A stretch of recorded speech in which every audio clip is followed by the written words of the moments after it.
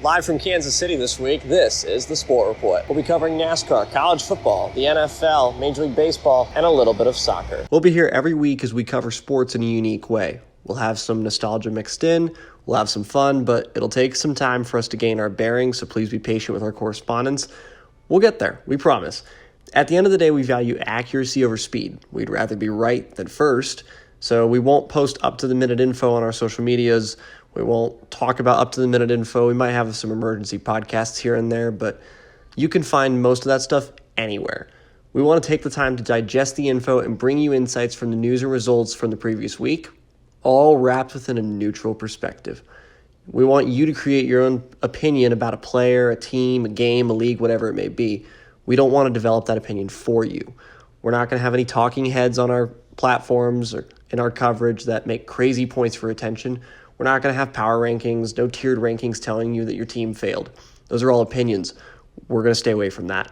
There will be no opinions, no bias as best as we can do it, no politics. This is strictly the Sport Report. We're just sports. And this will be trial and error. It will not be perfect every week, but we can promise you as a team, we will develop this and improve each week. Now, speaking of our team, well, we're recording this Kansas Speedway, Kansas City, Kansas. Our NASCAR correspondent, Andy, joins us. Connor Treadwell joins us from Clemson, South Carolina for college football. Reese Treadwell joins us from Charlotte, North Carolina for the NFL. And I'll be taking care of Major League Baseball. So I guess let's get this party started. Auburn's going to win the football game. He ran the missed field goal back. He ran it back 109 yards. They're not going to keep him off the field tonight. Holy cow. Little roller up along first. Behind the bag. It gets through Buckner. Here comes Knight and the Mets win it. In a year that has been so improbable, the impossible has happened.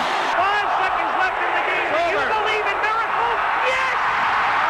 Unbelievable. Hey DJ, what's going on? I'm Chandler, and this is Tiger Beat Sports. Welcome to a special edition of this all-crazy sports newscast. Hey everybody, I'm Chandler with Sports, and this is the Sport Report.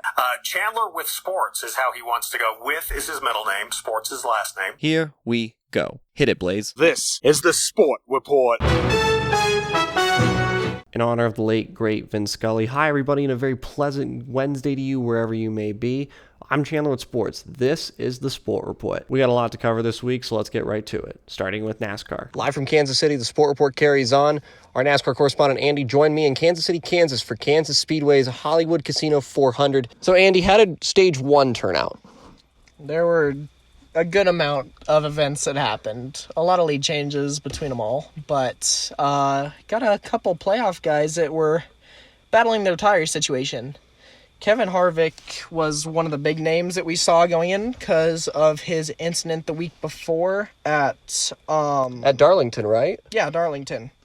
And he got on fire. That's usually not what you're supposed to do. And then he blows a tire out in Stage 1 around lap 27. So, funny story. He did end up blowing his tire, but he also got up in front of another contender and just lost it and blew his tire, hit the outside retaining wall, and he was done for the day. Which, that's gonna hurt his championship run, don't you think? I think it would, and hopefully he can recover next week at Bristol.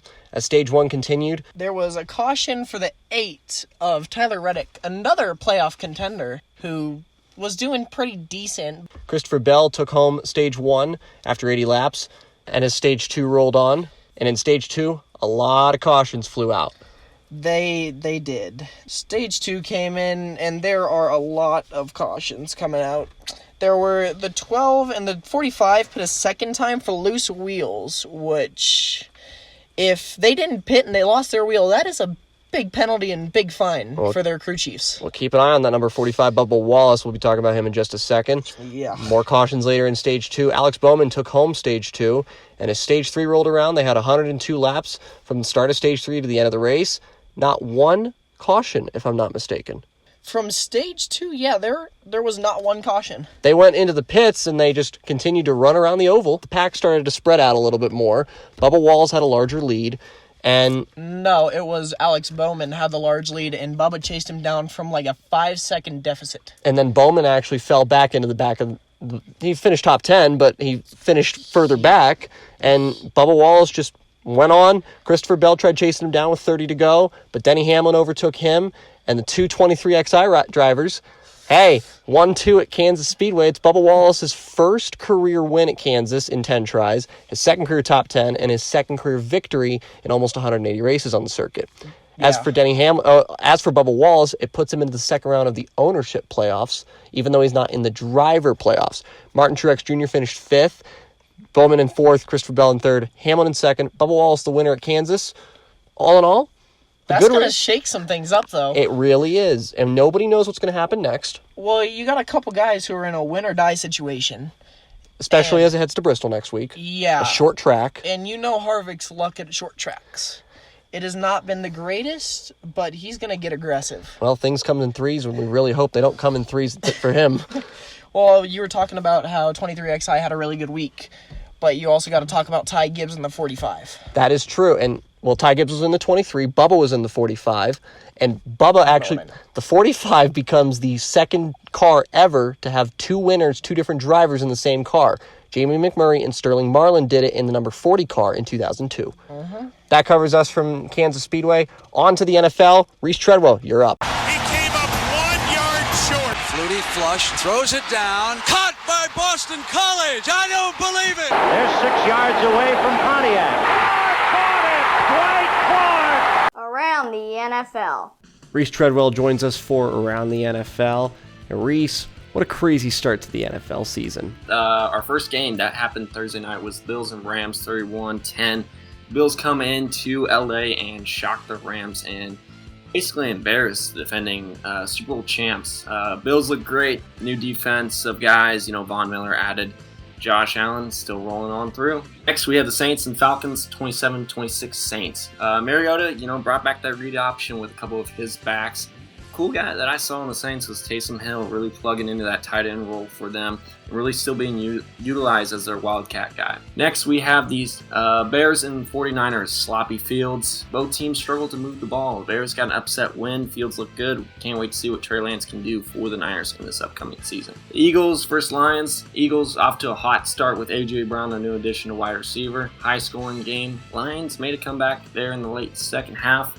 Score isn't what seems for the Eagles, but they will see how they will do for the next week and for the rest of the season. We go to the Dolphins, where they hosted the Patriots down in Miami. Dolphins had Waddle, Tyreek, and Tua. They looked very dangerous. Pats need to find their flow for the upcoming season. Baltimore Ravens 24, New York Jets 9. The Ravens took on their old quarterback Joe Flacco, who's now the quarterback for the Jets as he replaces an injured Zach Wilson, who'll be back in a few weeks. The Ravens, they did pretty well on offense. Lamar Jackson used his arm more than his legs in this game, but at the end of the day, the Jets defense struggled to keep up with that Ravens offense. Even Jets head coach Robert Saleh said that the Jets need to improve. And he also said after in his post-game press conference that anybody who's doubting the Jets, he's taking receipts because the Jets will be out to prove people wrong. Next, we have the Jaguars and Commanders 28-22. Commanders are a new quarterback for the Commanders, obviously, and they got a Jahan Dotson out of Penn State, so he looked good, 2 TDs. Trevor Lawrence, with his co-partner back in college with Travis Etienne, finally back and healthy for this year. We'll see how these teams can work their way into finding their identity in the league. We then go to Carolina, where we have the Panthers, where they host the Browns, 26-24 Browns. Protection problems even for Baker. Myles Garrett got there a couple times, as well as some other defensive guys. So we'll look to see if that O-line that they drafted, that left tackle out of NC State, will make some improvements for them.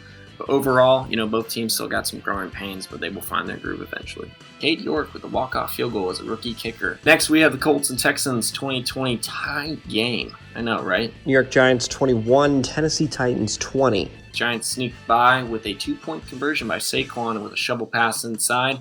And the Giants defense hold Derrick Henry to under 100 yards with 3.9 yards per carry. Packers, not a great start. They end up losing 23-7 versus the Vikings. Packers have a young wide receiving core, which they missed Allen Lazard. We'll look to see if they can find their connections a little bit more in the season. Kirk Cousins did throw it all around the field to Thielen and Jefferson. Chiefs played the Cardinals. Cardinals got embarrassed. Chiefs threw to 10 different players, 9 catches, and the other had a drop. 5 TDs for Patty Mahomes. Cardinals really do need to work on kind of who they are as a team and what their identity is. Are they going to run the ball? Are they going to pass the ball?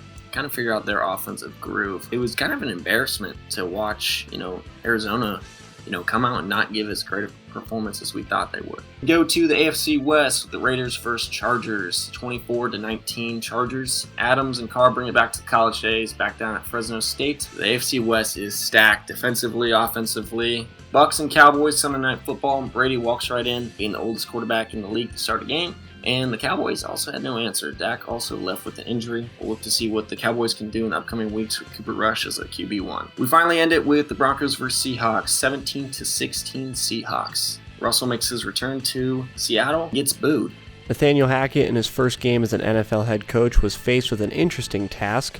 Do you go for it on 4th and 5 with your $300 million quarterback, who you just signed over from the Seahawks, or do you kick a 64-yarder with your kicker who is 1 for 4 in his career beyond 60 yards? Well, McManus wanted it at the 46-yard line of the Seahawks on the left hash, and they got it. And he missed the kick to the left. After the game, there was blame placed on nobody. Everybody took responsibility for their own actions. Russ said he was fine. Hackett, well, initially we heard that he wanted McManus to take it. He said he could have gone for it. He should have gone for it. He didn't go for it. One of those lessons as a rookie head coach that he's going to learn and hopefully apply to future situations. Nonetheless, the Seahawks win by 1 point. 40% of the Seahawks' first downs came on Broncos penalties. It's an undisciplined team. They're going to have to sort that out as time goes on. Some lessons to take away from week 1. Don't panic. It's only week 1. Other news and notes to keep in mind: Rodrigo Blankenship, the Colts kicker, was released from his contract, and Harrison Butker, a kicker for the Chiefs, probably out for Thursday Night Football against the Chargers. He's got an ankle injury due to resodded turf, according to Coach Andy Reid, so it'll be very interesting to see who the Chiefs pick up as their additional kicker. And finally, Dallas Cowboys quarterback Dak Prescott, initially expected to be out 6 to 8 weeks, but Jerry Jones has said that he is expected to return potentially within 4 weeks, but 6 to 8 is the timetable. We'll see what happens in Dallas. The Cowboys might need him, they might not. Depends on how they adjust with their offense over the coming 4 to 5, 6, 7, 8 games. Now we shift from the pros to the college level.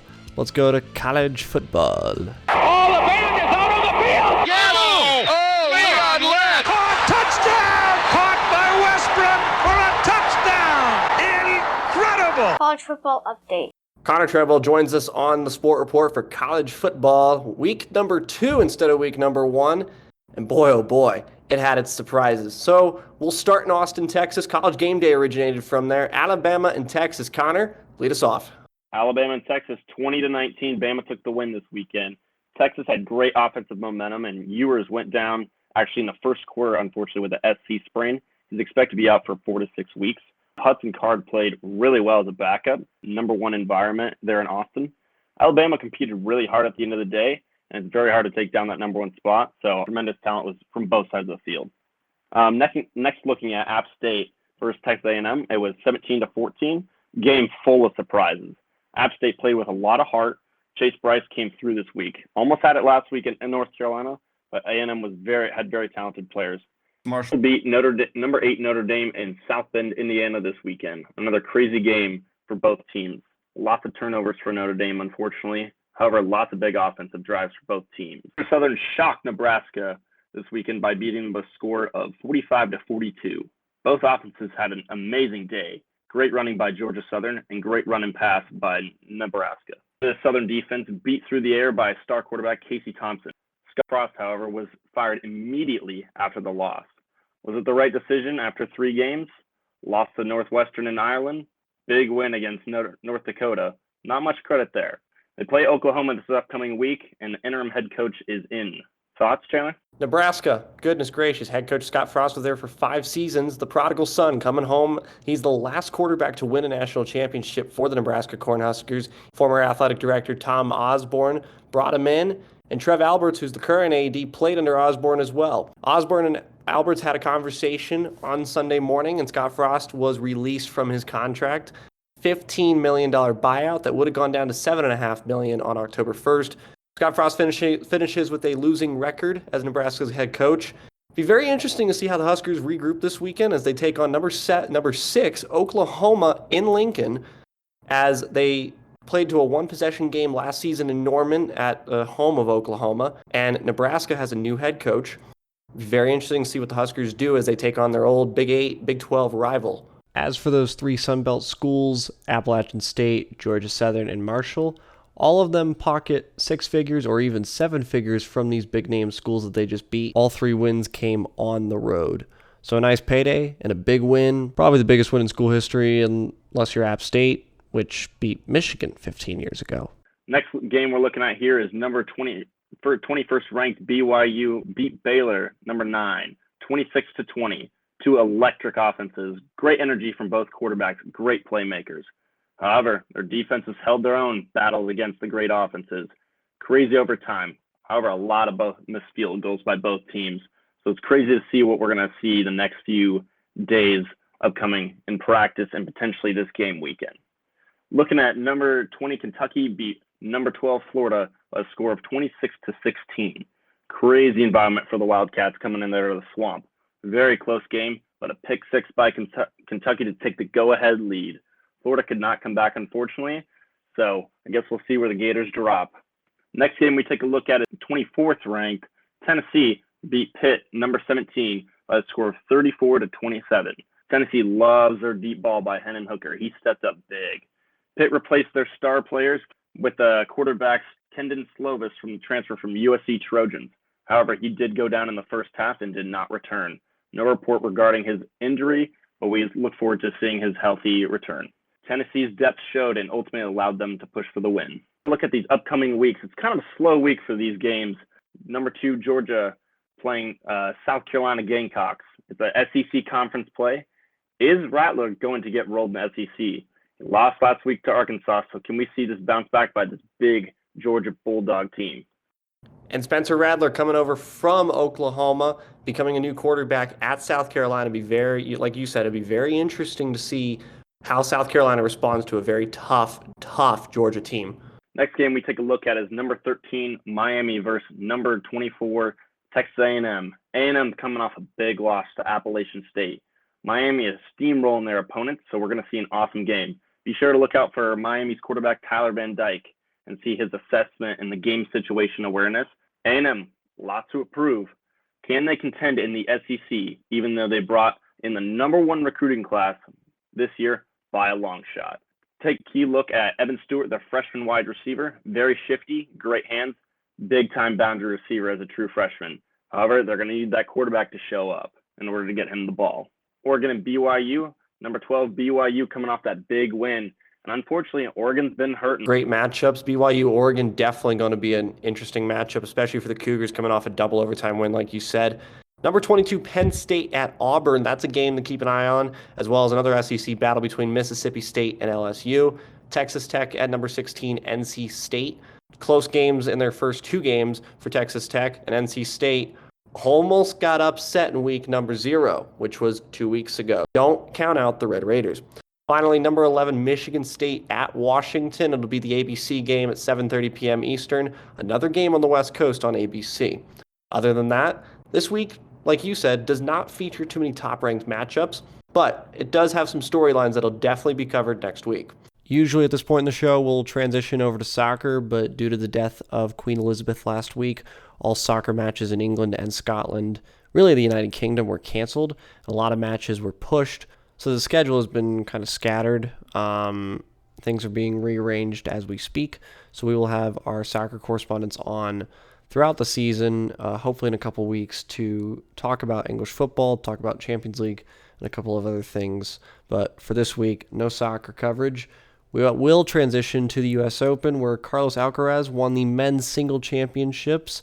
At the age of 19, he is the youngest world number 1, the youngest men's singles champion at Flushing Meadows since 1990 when Pete Sampras won the Open, and the youngest major champion since Rafael Nadal, his fellow countryman, his fellow Spaniard, won the first of his 14 French Opens in 2005. On the women's side, Iga Swiatek, the number 1 player in the world, continues to roll through majors. She did not drop a set until the 3rd round at this year's US Open. And, you know what? She just dominated. She's one of the best players in the world. We wish her nothing but the best going forward. But yes, she won that one. Serena Williams bowed out in the third round. For a little bit, we thought Serena had some magic. She saved 5 match points against Tomljanovic, but at the end of the day, she was out in the third round. That covers tennis. Now for our final sport of the day, Major League Baseball. Derek Jeter with one of the most unbelievable plays you will ever see by a shortstop. Ortiz into deep right field. Back is Sheffield. We'll see you later tonight. Now for Major League Baseball. Major League Baseball is beginning to wind down. Let's give you an updated look at the standings in the American League. The New York Yankees lead the AL East by 6 games over the Toronto Blue Jays and 6.5 over the Tampa Bay Rays. In the Central, the Cleveland Guardians lead the Chicago White Sox by 3 games and the Minnesota Twins by 5 games. And in the AL West, the Houston Astros have a 12.5 game lead over the Seattle Mariners. In the AL, the Detroit Tigers and the Oakland Athletics have both been eliminated from playoff contention. Come next week, a couple of other teams will also be eliminated. In the wild card for the AL, Toronto, Tampa, and Seattle hold the top 3 spots, with Baltimore, Chicago, and Minnesota within 8.5, 6.5, or 5 games, depending on the team, trailing the Seattle Mariners to get into that third and final wild card position. In the National League, it is the New York Mets in front of the Atlanta Braves by half a game in the East. They are 9 games ahead of the Phillies. In the Central, it's the Cardinals over the Brewers by 7 games. And in the West, the Dodgers are the first team to clinch a playoff spot in the major leagues. They're 98-43 and 20.5 games ahead of the San Diego Padres. When it comes to the wild card in the NL, it's a similar situation, but not as many teams in the hunt. The Braves are 10 games ahead, so they should clinch a playoff spot here very soon. Philadelphia Phillies are a game and a half ahead of the San Diego Padres, who hold third. So Braves, Phillies, Padres, the first 3 first 3 wild card positions in the NL. The Milwaukee Brewers are 2 games behind the Padres, and the Giants are 10 games behind. The Reds, Pirates, and Nationals have all been eliminated from playoff contention, with the Marlins, Cubs, and Rockies potentially next on the list to be eliminated. For now, I'm Chandler. So let it be written, so let it be done. Thanks for tuning into the Sport Report today. We'll be back on our next episode with the latest in sports. This podcast is copyrighted by the Sport Report for viewers to understand sports from a news reporting basis. Any other use of this podcast, Sport Report logos, or anything associated with this podcast without the express written consent of Channel Sports is strictly prohibited.